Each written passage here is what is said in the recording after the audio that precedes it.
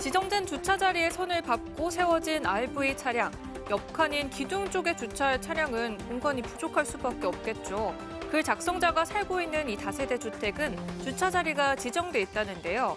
어느 날부턴가 가운데 자리에 주차하는 차량이 주차선을 밟거나 넘어와서 주차하기 시작했습니다. 그때마다 옆칸인 기둥 쪽에 주차해야 하는 작성자는 주차선을 밟고 주차를 하면 제가 주차하기 너무 힘들다 부탁드린다며 이웃에게 연락을 했다는데요. 처음엔 죄송하다, 잘 주차하겠다던 이웃. 하지만 민폐조차는 1년 내내 계속됐습니다. 결국 작성자 역시 주차선을 밟는 등 똑같이 행동했다는데요. 그러자 이 이웃은 일부러 차를 바짝 붙이는 것도 모자라 바퀴까지 돌려놓아 차를 빼놓을 수 없다고 했도록 합니다. 사연을 공개한 누리꾼은 어떻게 해야 하느냐며 조언을 구했는데요. 저 정도면 말이 안 통하는 거다. 저렇게 바퀴까지 돌려놓은 것은 고의성이 보인다며 누리꾼들도 답답하다는 반응을 보였습니다.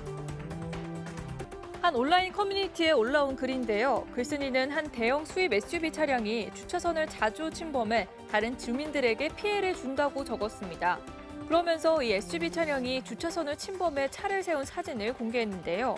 첫 번째 사진에는 앞쪽 바퀴가 주차선을 넘어 주차 공간 2칸을 차지하고 있고요.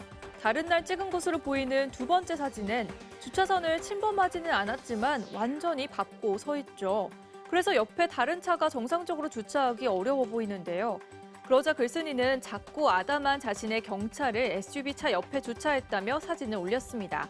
경차를 주차칸에 정상적으로 세웠지만 주차선을 밟은 SUV는 운전석 문을 열기 어렵겠네요.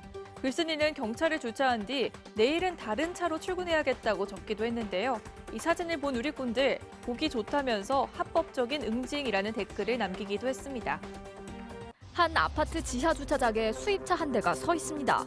그런데 주차가 좀 이상하게 돼 있죠.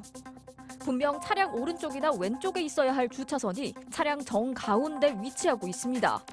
차 2대의 주차 공간을 독차지하고 서 있는 겁니다. 차 앞유리에 붙은 쪽지는 더 가관입니다. 차에 손을 대면 죽을 줄 알라 손해배상 10배를 청구하겠다는 내용입니다. 민폐 주차도 모자라 적반하장식 쪽지에 누리꾼들의 황당함과 분노는 당연한 일. 이 차량의 사례를 시작으로 누리꾼들은 너도 나도 우리 동네 주차 민폐왕들을 고발하기 시작했습니다. 하나같이 입이 떡 벌어집니다. 넉 대를 주차할 공간에 차 한 대를 세우고 당당한 가로 주차에 경차 2대 공간에 주차하기. 소화전 가리기도 서슴지 않습니다.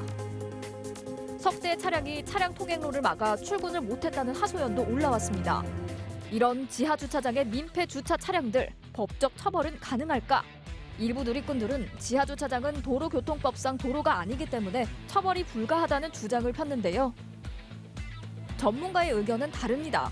지하 주차장은 도로교통법상 도로가 아니기 때문에 도로교통법상의 불법 주정차에 해당되진 않습니다. 하지만 주차 공간을 2중, 3중으로 차지하고 있다라는 부분은 주차관리업체의 업무를 방해한 것입니다. 형법상 업무방해죄로 5년 이하의 징역 또는 1,500만 원의 벌금형에 처해질 수도 있습니다.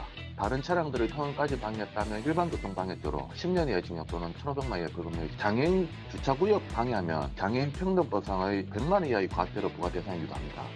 도로였다면 5만 원에서 10만 원 정도의 과태료로 끝날 일이 지하 주차장에선 더 큰 처벌로 이어질 수 있다는 얘기입니다.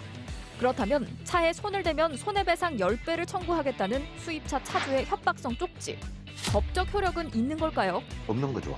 본인이 이야기하는 것이고 일방적인 주장일 뿐이지 성격 더럽구나, 건들면 안 되겠구나 이런 효과는 볼 수 있겠죠. 오늘 이 뉴스였습니다.